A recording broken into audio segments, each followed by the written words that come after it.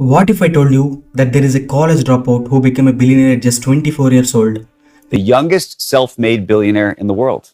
not by creating another software application, not by starting a crypto startup, but by starting a company in the fastest growing, most revolutionary industry of the 21st century, artificial intelligence. His name is Alexandr Wang, the founder of Scale AI, a company that is powering the AI revolution and becoming a necessity for giants like OpenAI, Microsoft, Meta, and even the US Army. He is also becoming politically very influential and could potentially become one of the most powerful people of the 21st century. He is also becoming a rival of Elon Musk, the world's richest man. In this video, we'll see how. Alexandr Wang was born in 1997 in Los Alamos, New Mexico, a small town with a massive legacy. This is not a normal place, it's the birthplace of the atomic bomb, the weapon developed by the Manhattan Project that changed the world forever. And more interesting, both of Wang's parents were scientists at the Los Alamos National Laboratory, the very lab that spearheaded the Manhattan Project. Imagine growing up in a household where the dinner conversations were not gossip, but about science, logic, and world-changing ideas. And Wang's neighbors, they were not shopkeepers or bankers, they were scientists and academics. So clearly, his environment was elite. From a young age, Wang was extremely unique. While most 6th graders were playing video games, Wang was obsessing over mathematics, coding, and playing chess, some of the most intellectually rewarding disciplines. Because playing chess builds your strategic muscle, and being great at mathematics and coding, that's a one-way ticket to dominate the 21st century. Because as you know, most billionaires in the 21st century are built on the back of computer science. I ended up getting really competitive about math in particular. Yeah. And so my sport was math, which is kind of crazy. In 6th grade, he won the math counts competition, a national math contest. By 2013, he qualified for the Math Olympiad program. He was also a finalist in the USA Computing Olympiad not once, but twice, in 2012 and 2013. And in 2014, he even cracked the US physics team, a prestigious group for the sharpest physics minds in USA. So Wang was already in the top 0.1% of talent. His future was just a matter of how he's going to leverage what he already has. Now, as you know, most kids in high school are focused on grades or sports. But in high school itself, Wang started working as a software developer in some of the world's most respected startups, without even a college degree. Yeah, that's true. While he was still in high school, Wang landed a job as a software engineer at Adapar, a wealth management company founded by Joseph Lonsdale, a co-founder of Palantir Technologies, and then he joined the famous question and answer company Quora as a software developer, all while he was in high school. When he was at Quora, his coding skills became highly advanced. He went from being a code monkey, someone who just follows instructions to build small stuff, to a system architect, someone who designs entire systems from scratch. He did that by grinding 12 hours a day for months. So he is not only talented, but extremely hardworking. As Wang's story shows, when you combine raw genius with an insane work ethic, the result is explosive, just like the atomic bomb. So where does a young genius like this go next? The mecca of engineering, MIT, the Massachusetts Institute of Technology. So in 2015, at the age of 18, Wang enrolled at MIT to study computer science.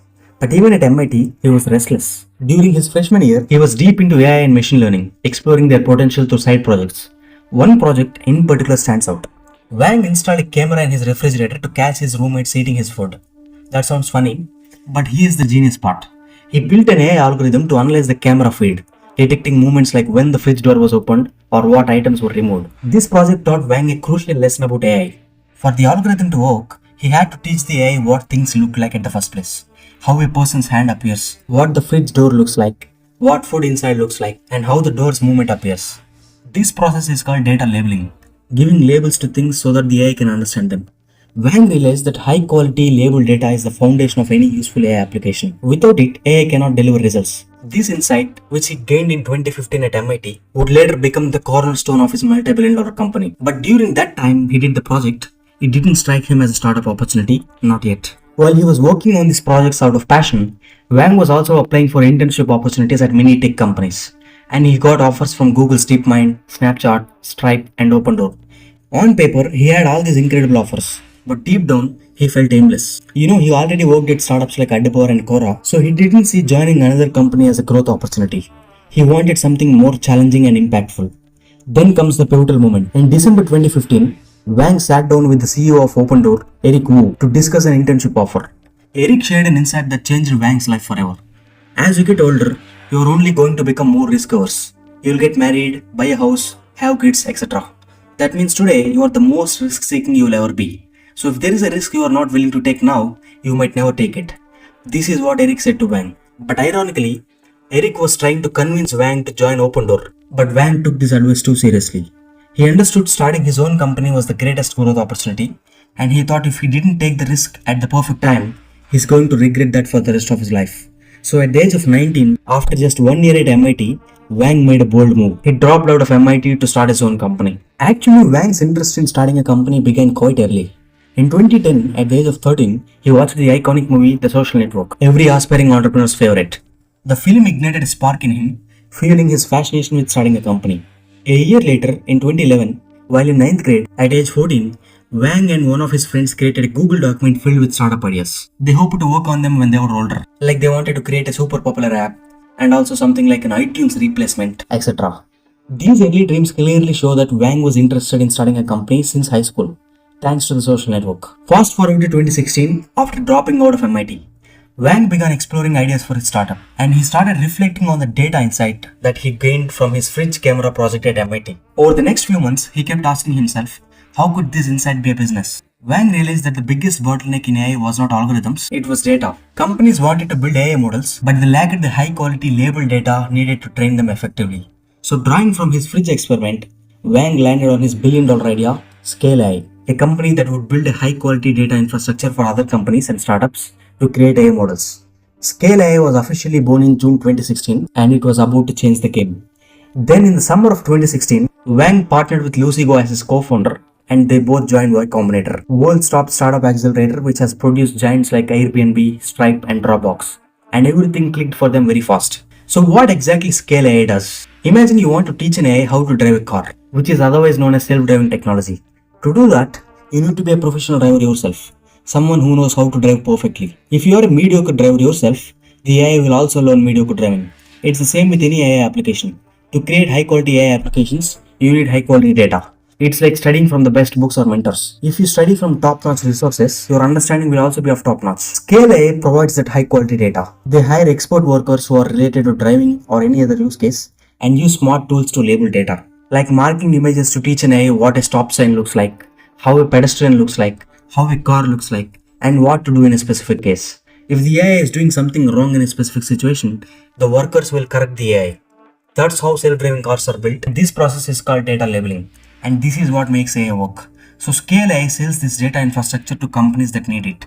So it effectively operates as a B2B, business to business company. The gravity of Scale's business can be understood by the sheer scale of their clients, which include tech giants like Meta, Uber and OpenAI, and no less than the US Army itself. Scale AI is helping them build AI for everything, from self-driving cars to chatbots to defense technology.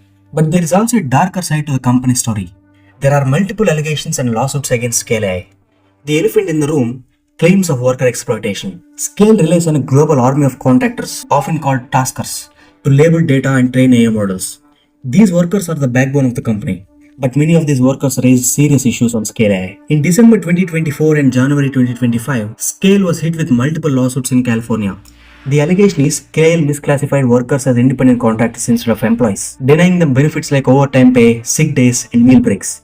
Another lawsuit claimed that Scale promised wages of $25 to $40 an hour, but paid as little as $17 in some cases. There are more lawsuits like this. It doesn't stop here. Some workers have accused Scale of exposing them to disturbing content without proper support. The workers allege that they were forced to write and evaluate prompts involving violence, abuse, and even suicidal ideation, sometimes without prior warning or mental health resources. Adding fuel to the fire, the US Department of Labor launched an investigation into Scale AI in August 2024 for potential violations of the Fair Labor Standards Act, which covers issues like unpaid wages and worker misclassification. The investigation was still going on as of March 2025. We have to wait for the report. So these issues clearly raise ethical concerns on part of Scale AI. We have to see how the future is going to be. Despite these controversies, Alexandr Wang's influence is only growing. And it's not just in the tech world, he is also becoming politically very influential, positioning himself as a potential powerhouse of the 21st century. Scale AI's work with the US Army and other government agencies has already given Wang a seat at the table in national security discussions, where AI is increasingly shaping the future of defense.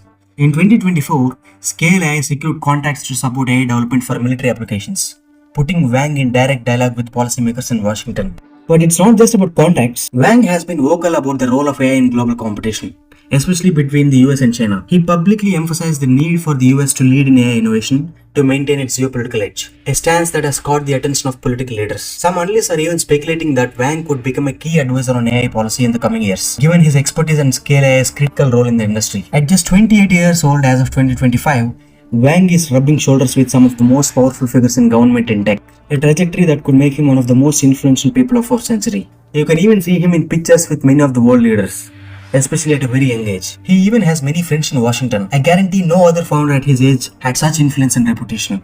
Even Elon Musk didn't have this level of influence at such an early age. That's where he is becoming a rival of Elon Musk quite silently. But as the saying goes, with great power comes great responsibility. Let's see how Wang's life is going to unfold and how he is going to influence the world. This is a mini documentary film on Alexandr Wang. Comment your opinions below and subscribe to Business and Billionaires for upcoming documentaries. Thanks for watching. This is Deepak Lead signing off.